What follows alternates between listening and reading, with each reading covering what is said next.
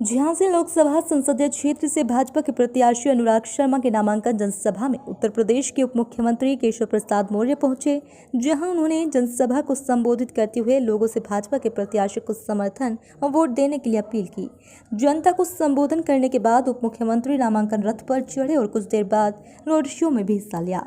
उन्होंने केंद्र की नरेंद्र मोदी और प्रदेश की योगी आदित्यनाथ की सरकार की उपलब्धियों को गिनाया। उन्होंने कहा कि आपका एक वोट विकास की इस यात्रा को और अधिक रफ्तार देने का काम करेगा। उप मुख्यमंत्री ने कहा कि विपक्षी पार्टियों नरेंद्र मोदी पर इसलिए हमला बोलते हैं क्योंकि उन्हें ये बर्दाश्त नहीं है कि एक गरीब परिवार का लड़का देश का प्रधानमंत्री बन गए। झांसी लोकसभा प्रत्याशी अनुराग शर्मा की नामांकन सभा में पहुंचे उत्तर प्रदेश के उप मुख्यमंत्री केशव प्रसाद मौर्य ने कांग्रेस सब पार्टी नहीं रह गई है, वह मुस्लिम लीग बन चुकी है। कर्नाटक में कांग्रेस की सरकार ने ओबीसी आरक्षण में डाका डालने का प्रयास किया है। ओबीसी आरक्षण में मुस्लिम समुदाय को हिस्सा देने का प्रयास करके खुद को बेनकाब कर लिया है। विपक्षी पार्टियों द्वारा कोरोना वैक्सीन पर उठाए जा रहे सवाल पर उन्होंने कहा कि इस तरह की बातें करना हमारे वैज्ञानिकों का अपमान है। समाजवादी पार्टी कन्नौज और मैनपुरी हार रही है। हम चाहते हैं कि गांधी परिवार अमेठी और रायबरेली से चुनावी मैदान में उतरे, जिससे उन्हें हराने में मजा आए। एक बात आपको और बताना बहुत जरूरी है। अभी कांग्रेस की पार्टी ने कर्नाटक में इनकी सरकार है और वहां पर इन्होंने जो ओबीसी का आरक्षण है उस पे डाका डाला और डाका डाल करके ओबीसी का आरक्षण मुसलमानों को दे दिया। जो काम इस देश के अंदर मुस्लिम लीग ने किया था और देश का विभाजन हुआ, अलग पाकिस्तान बना, वही काम कांग्रेस पार्टी कर रही है। जो आरक्षण बाबा साहब भीमराव अंबेडकर ने संविधान के माध्यम से हमें दिया और कहा है स्पष्ट तौर से कि भारत का संविधान धर्म के आधार पर आरक्षण की अनुमति नहीं देता। तो आपने पूरे मुसलमानों को कर्नाटक में ओबीसी के अंदर शामिल कर दिया और हमारे ओबीसी का आरक्षण खा जाना चाहते हो। तुम्हारा ये कर्नाटक का जो फार्मूला है आरक्षण का, वो बहुत खतरनाक है। देश का ओबीसी होगा, एससी होगा, एसटी होगा, कोई कांग्रेस को माफ नहीं करेगा, ब्याज के साथ उसका हिसाब चुकता करने का काम करेगा।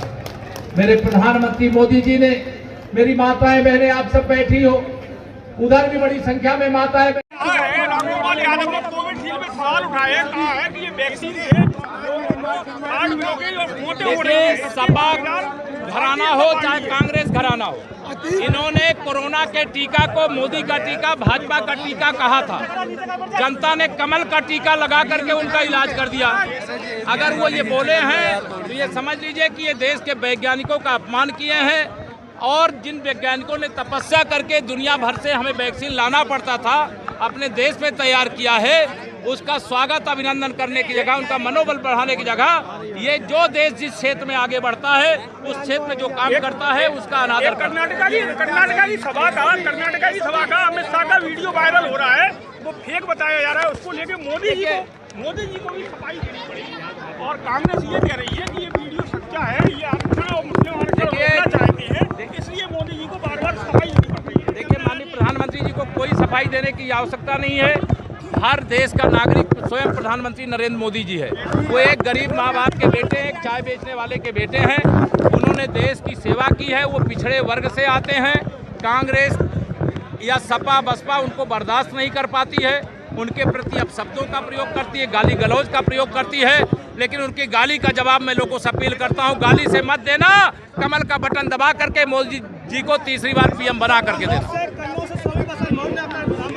उससे क्या फर्क पड़ता है? कन्नौज में अखिलेश यादव जी हार रहे हैं, मैनपुरी में डिम्पल यादव जी हार रही हैं और यहाँ अमेठी और रायबरेली में गांधी खानदान जो अपना वहाँ बपौती समझता था, बता रहे हो लड़ने नहीं आ रहा, मुझे मालूम नहीं है, लेकिन अगर लड़ने आवे तो हराने का मजा ही कुछ और होगा। धन्यवाद। लोकसभा चुनाव में हम काशी से लेकर के झांसी तक, गाजियाबाद से लेकर के गाजीपुर तक, सोनभद्र से लेकर सहारनपुर तक बड़े बड़े अंतर से चुनाव जीत रहे हैं। आज इस भीषण गर्मी में जिस प्रकार से कार्यकर्ताओं का, समर्थकों का जनसैलाब उमड़ा है, मुझे पूरा विश्वास है श्री अनुराग शर्मा जी झांसी लोकसभा में 2014 और 19 का जो रिकॉर्ड है उसको तोड़ करके नया रिकॉर्ड बनाएंगे और 4 जून को जो 400 पार का लक्ष्य है उसको पूरा करने में बुंदेलखंड आगे